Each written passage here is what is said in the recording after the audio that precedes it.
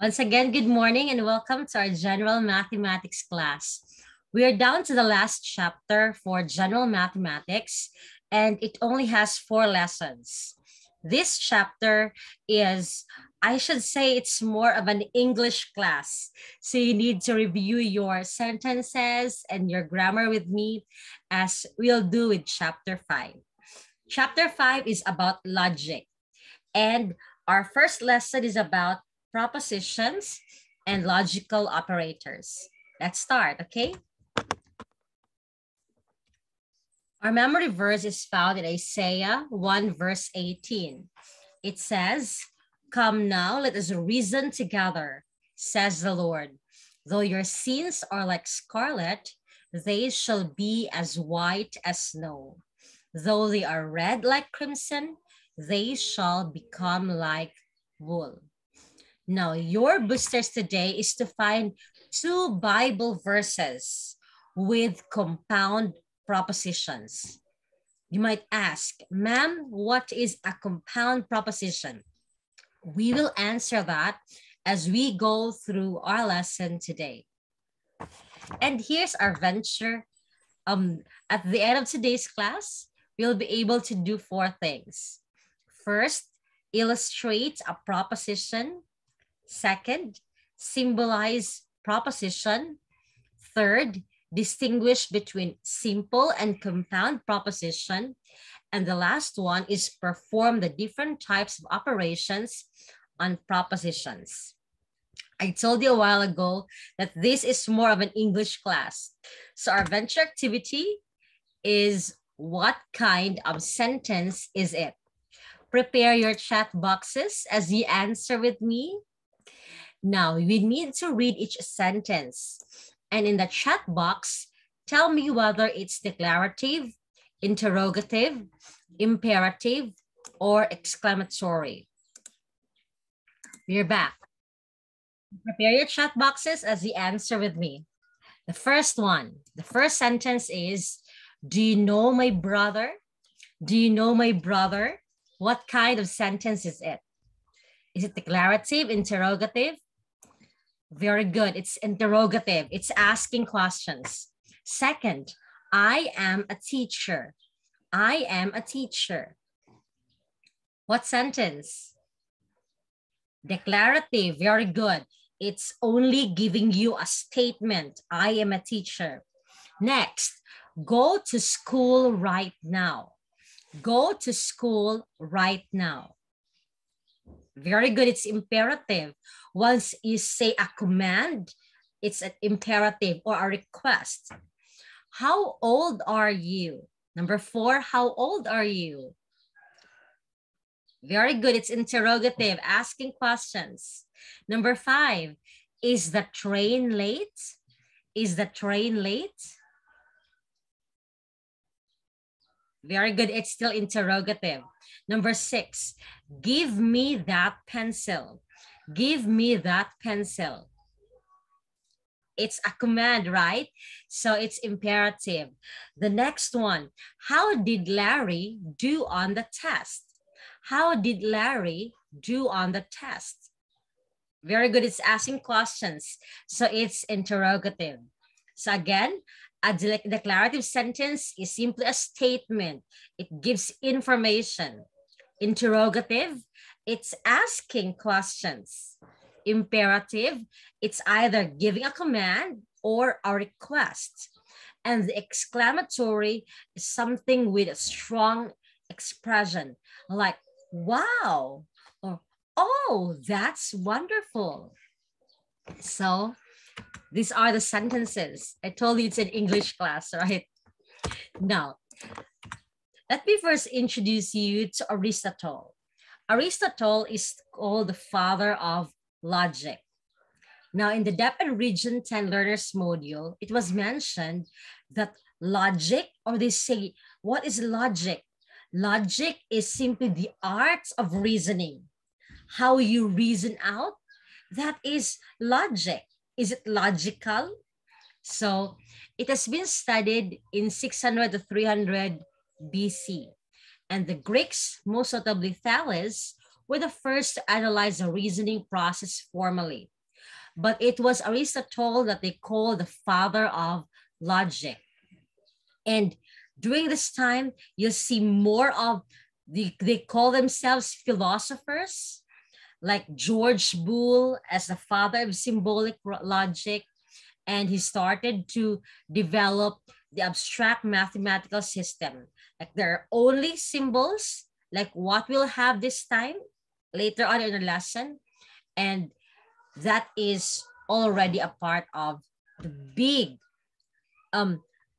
branch for logic. Now, I told you a while ago of the 4 different kinds of sentences. And now from this, we ask, what is a proposition? A proposition, there are 2 requirements. Number 1, it must be a declarative sentence. And number 2, it can be classified as true or false, but not both. So again, a proposition is a declarative sentence. And second, it can be answerable by true or false. Let us start.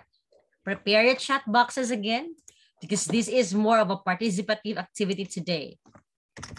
Now, you just type P if it's a proposition, and you type NP if it's not a proposition. Okay? Ready? Let us start. Number 1. Valencia City is the capital of Bukidnon. Valencia City is the capital of Bukidnon. It's a declarative sentence, and sometimes you say it's not a proposition, ma'am, because it's false. No, it's a declarative sentence, right? Valencia City is the capital of Bukidnon, and it can be answered by true or false. The answer is false, so it is still a proposition. Number 2, are you from Valencia? Are you from Valencia? Very good. It's not a proposition because it's not a declarative sentence. It's interrogative. Number 3, open your eyes. Open your eyes. Oh, you're doing great. It's imperative, right? So it's not a proposition. Number 4, Aaron's solution is incorrect. Aaron's solution is incorrect. Here, you might say it's a proposition because it's declarative. However, we call it a paradox. Let me type it in the chat box. Oops, wait. Naipit akong 2.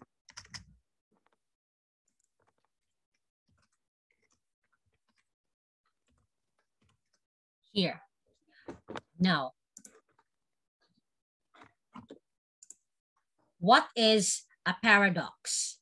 A paradox would give you an inconsistent answer. Like if it's true, it will become false. If it's false, it will become true. Let me give you an example of a paradox. Aaron's solution is incorrect. So if the statement is true, the solution is incorrect. It's false. But if the statement is false, then the answer is correct. These 2 are self-contradictory propositions. So it is not a proposition. Again, self-contradictory propositions are not propositions. Next, number 5, stop COVID-19. Stop COVID-19. Very good. It's not a proposition. It's imperative. Next, number 6. Please stay at home. Please stay at home. It's a request, right? It's imperative. So it's not a proposition. Number 7. Doctors are frontline heroes during the COVID-19 pandemic. Very good. It's a declarative sentence, so it's a proposition. Number 8, x plus 2 equals 4. X plus 2 equals 4. Oh, very good. Most of you got it right. It's a proposition. Ma'am, but it's not a sentence. It is a sentence. It's just called a mathematical sentence. So it's a proposition. Number 9, Maria loves to play basketball and volleyball. Maria loves to play basketball and volleyball. Very good. It's a proposition. And the last number, today is December 3. Today is December 3. Very good. It's a proposition. I think most of you are getting it right. So I think you'll get a perfect 10 in our first part of the quiz today. Now let's continue. Now, there are two types of proposition. The first one is simple and the other is compound. A simple proposition looks like a simple sentence. Like, there's only one single thought. So, and there are no connectives. We call it simple proposition. A compound proposition is almost the same with a compound sentence. Like there are two or more simple propositions and joined together with a connective. Now, what can be our connectives? It can be and, or, but, nor, what else? If and then. But here, it might sound tricky. It's not totally the same as the compound sentence. Let me give you an example of the types of propositions. Here are some types of compound propositions. The first one is called conjunction, joining. In conjunction, the two simple propositions are connected using the word and or but. Example, today is my birthday and I turn 18 years old today. But it can also be as simple as this. I like to read and write. In an English class, it's still called a simple sentence with two predicates, right? The predicates are read and write. However, in logic, it's already called a compound proposition because of the connective and. Again, I like to read and write. Why is it called a compound proposition? Because I can state it as this. I like to read and I like to write. So with that one, it's called a conjunction and. Another, I like to read, but I don't like to write. That is still a compound proposition. Next, the next one is disjunction. In disjunction, we connect the two simple propositions with a word or the other is nor. Example, I like to read books or take a stroll in the park. Here, technicality, ma'am, the sentence is not parallel. It sounds grammatically weird. Yes, it might be possible in logic. We just deal on the forms. So again, or nor, like you say, neither Lil nor Stant will attend the birthday. The nor there makes it a disjunction. The next one, the conditional. Conditions, right? If, if and then. You say, if it is sunny, then I will eat ice cream. If I'll get a good grade in Gen Math, then I'll go to the mall today. You wait for your grade today and give me until 8 in the evening. Now, the if part there is called the hypothesis, while the then part is called the conclusion, or for some we call it the antecedent and the consequent. The next one, Biconditional. In biconditional, we have the connective if and only if. Or for some, we just place it IFF. So it means if and only if. Now, how is a biconditional different to a conditional? Example, if if a polygon has 3 sides, then it is a triangle. If you switch the antecedent and the consequent, it will look like this. If the polygon is a triangle, then it has 3 sides. Both statements are correct, even if we switched the hypothesis and the conclusion. So we call it a biconditional. It's a two-way conditional. So how can we state it?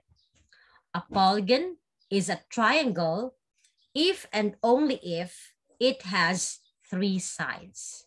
Again, the keyword is if and only if. The last part is the negation. In the negation, we state the negative of the statement. What's the connective? It can be not, it is not the case that, or it is false that.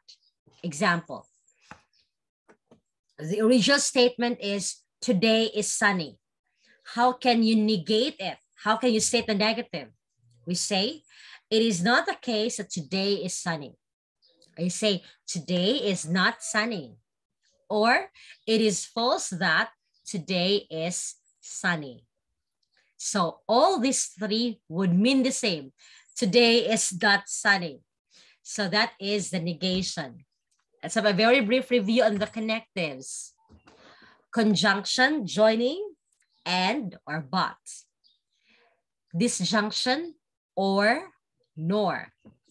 Conditional, if, then. Biconditional, if and only if. Negation, not, it is not the case, and it is false that. Okay, let's have a very brief exercise. Prepare your chat boxes with you. Now, you need to classify. If it's a simple proposition, you just write simple proposition. If it's not a proposition, you just write NP, not a proposition. But if it's a compound proposition, you tell me directly whether it's conjunction, disjunction, conditional, biconditional, or negation. Okay, ready? Number 1. If you graduated from a public junior high school, you could avail yourself of the senior high school voucher. What type of proposition is that? In your chat boxes. Very good. It's conditional. What's our keyword? If, then. Next, number 2. It is false that a polygon with 4 sides is called a triangle. It is false that a polygon with 4 sides is called a triangle. Oh, very good. Negation. Our keyword is it is false that. Next, number 3. My friend is from Davao City. My friend is from Davao City. My friend, very good. It's a simple proposition. Number 4. Robin can swim or Tom can play the guitar. Robin can swim or Tom can play the guitar. Oh, the word is or. It's a disjunction. Next, number 5. Roel was on time, but Tom was late. Roel was on time, but Tom was late. Our connective is but, so it's a conjunction. Number 6. Roses are red, but violets are blue.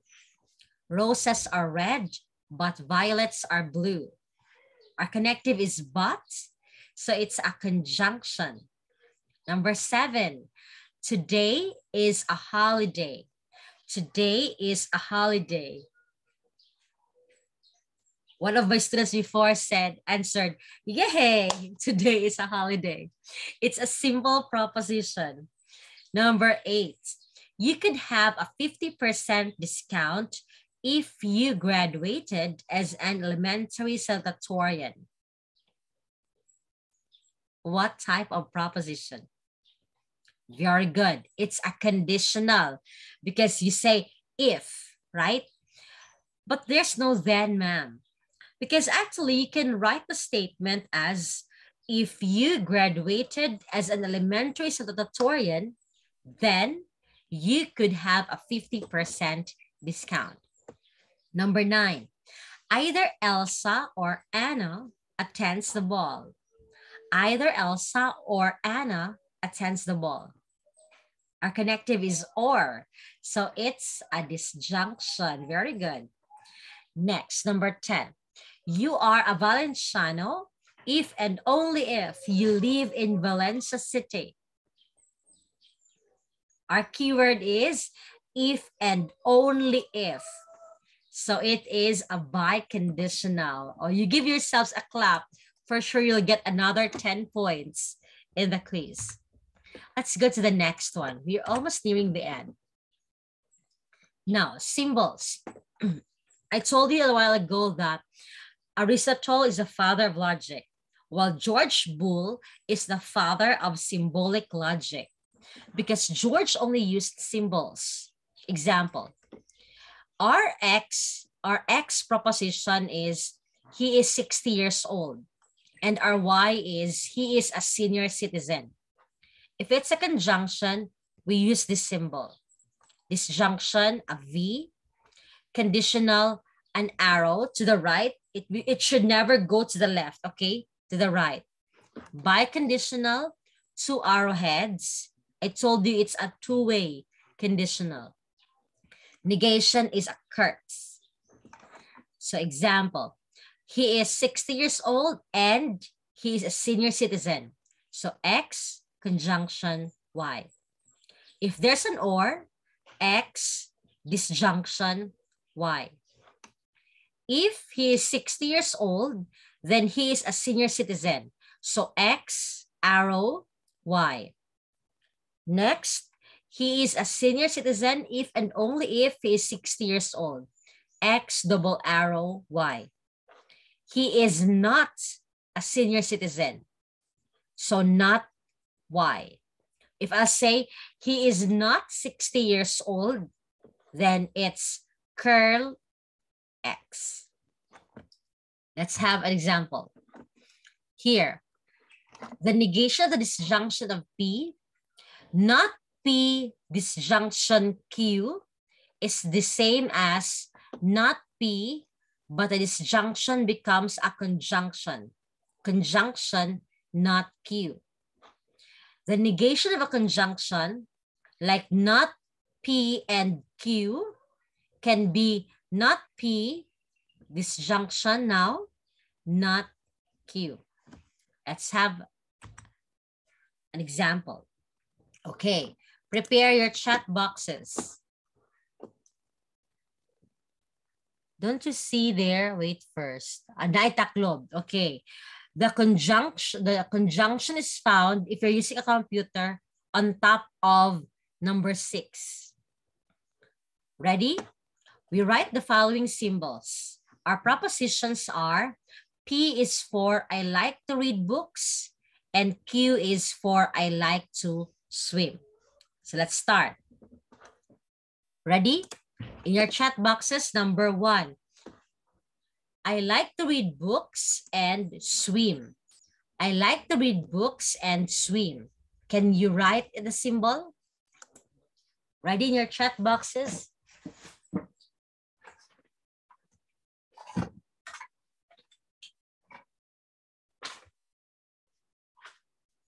Oh, very good.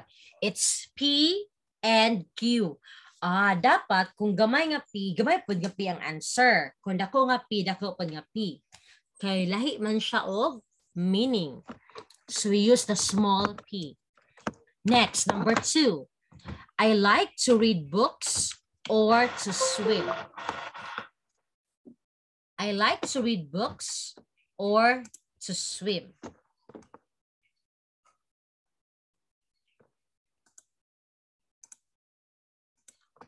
Very good. The first one is P and Q. The next is P or Q. Very good. Number 3, if I like to read books, then I also like to swim. If I like to read books, then I also like to swim. Na may arrow. If I also like to read books, then I also like to swim. Ma'am, wala man may arrow, ma'am. Pwede na bukod tamang ani. Improvise. There.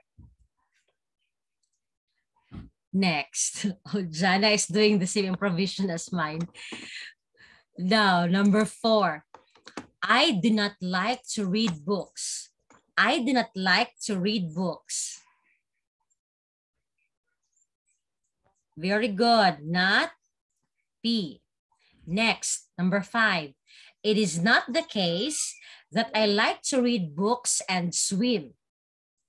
It is not the case that I like to read books and swim.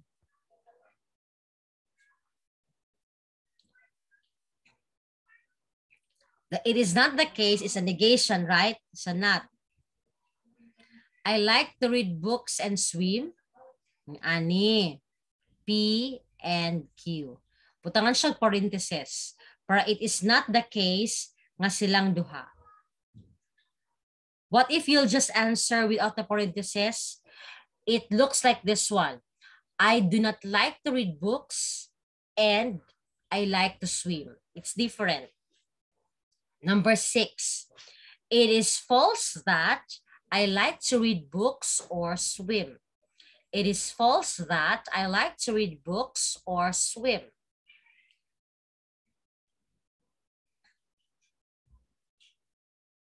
It is false, so negate. Negate all. I like to read books or swim. Have a parenthesis.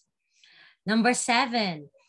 If I like to swim, then I do not like to read books. If I like to swim, then I do not like to read books.